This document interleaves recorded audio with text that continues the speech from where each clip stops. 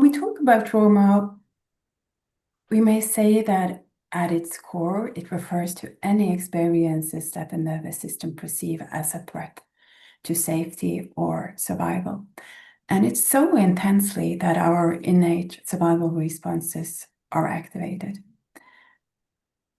And when this happens, the experiences may not be processed or stored in memory like ordinary events, but rather just leaving it, what we might say, unintegrated or unresolved.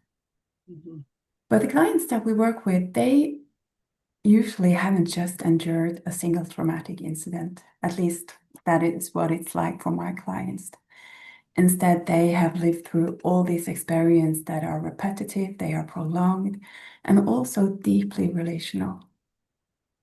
And then we talk about complex trauma, the psychological and physiological impacts of all these traumatic incidents that they have suffered.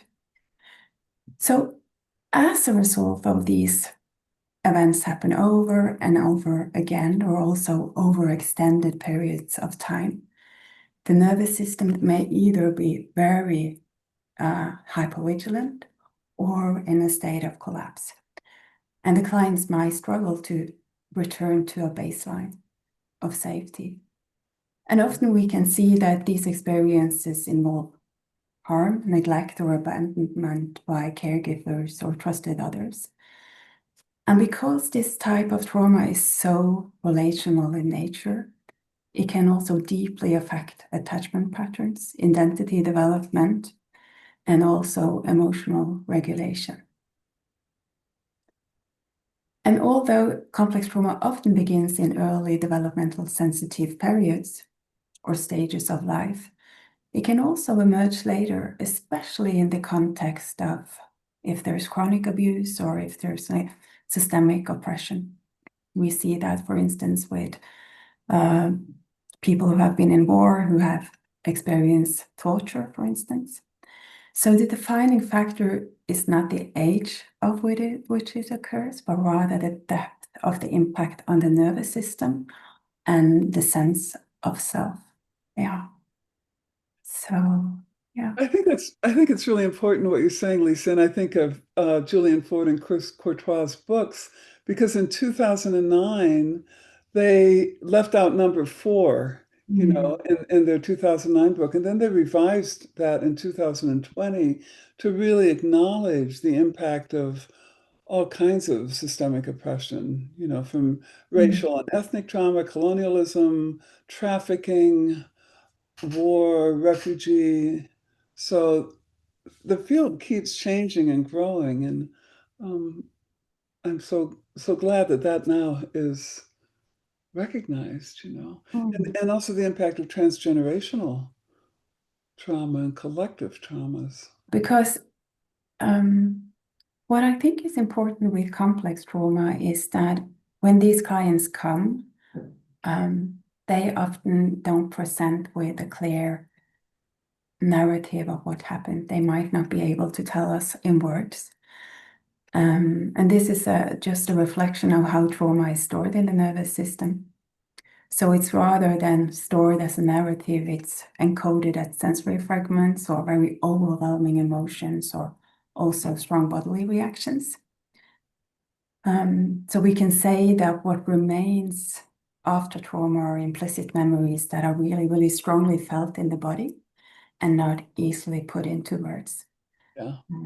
And I think that is something that you have contributed to, Pat, describing the effects of the implicit memories. Yeah. I think it's so important because, so many, now there's so much more awareness of trauma and its effect than it was when I started practicing in the 1970s. But clients would come to me with these symptoms and thinking they were just kind of crazy. They couldn't figure out why they couldn't sleep, why they had this pain, why they couldn't, they had agoraphobia, they couldn't go out in public. And yeah, and I think now we have also scientific evidence that shows that these experiences are actually stored in different ways than ordinary memories, and that is why they come with these symptoms that we have described here. Yeah. And that's then really where the body comes in, right? I mean, Reich used to say the body is the manifestation of the implicit and the unconscious.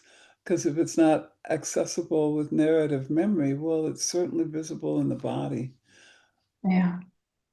So the slides that we have here and the next one is just to sort of help us to remind ourselves that when clients come in, they come in with symptoms and they don't necessarily tell us what they have experienced. So we just have to be aware of that. And we might say that the symptom are the story, but told in a different language. Yeah, I like that. I think that's really true. And you have helped us to describe that. Yeah. Yeah. Yeah. And Mm, I think that's one of the reasons that the clients suffer so much because they don't have the feeling of something being recalled and that, that they had an experience that is the source of these symptoms. They often don't, that's not clear to mm, them. So therefore, it's really hard to just talk about it and work through it with talk therapy. absolutely. So just giving them information so that they can actually understand that these might be symptoms of trauma might be a good beginning to help them to calm down and calm their nervous system, because then things become more meaningful for them. Because one of the most profound effects or impacts of complex trauma can be the emergence of what we call dissociative parts of the self. These distinct internal states that can hold different roles or emotion and also perceptions. And these parts, we do not consider them pathological, but it's more like an adaptive response. You would probably say a survival response, Pat, developed to help the individual to survive these very, very overwhelming experiences that trauma is. That being said, we also want to acknowledge that the term parts also is used in other contexts, such within plural or multiple community. And there it might also carry different meanings and significance. So here the intention is not to conflate or pathologize those experiences, but rather to focus on how do we understand dissociative parts within our perspective, trauma theory, and particularly through the lens of structural dissociation that we will come back to. Yeah. But we do consider them like adaptive internal states that emerge in this response to overwhelming experiences. And what we see is that each part of the person may carry its own unique prediction expectations. So some parts might anticipate danger, and you can see that they are ready, they are very scared. Or maybe rejection, a fear of being rejected or abandoned, even in safe situations. So these expectations that these parts hold, they shape how the present moment is interpreted. Or maybe we could say how our clients organizes their experiences. And these parts, they will also have different capacity for reflection and mindfulness, so that some parts we might see are able to observe, reflect, and also remain present in the here and now, while other parts might be much more reactive, impulsive, or even shut down and unable to access mindful awareness. We might also see that they have different emotional biases or maybe preferences, so that one part might feel intense fear or maybe shame.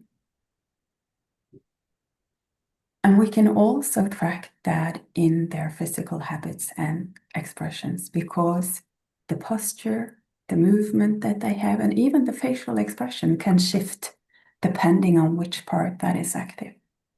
So a collapse part might show up or a submit part might show up as a collapse part, or with a posture that's collapsed, while a fight part might have a very much more rigid posture with a lot of more tension, especially in the arms. And each part might also then hold these distinct beliefs about self and also others, and also about the world, so that one part might believe that I'm just worthless, while another might insist that I have to stay strong no matter what happens. And then we can see that these parts might also have different relational styles, so that some will seek connection and others will just avoid it.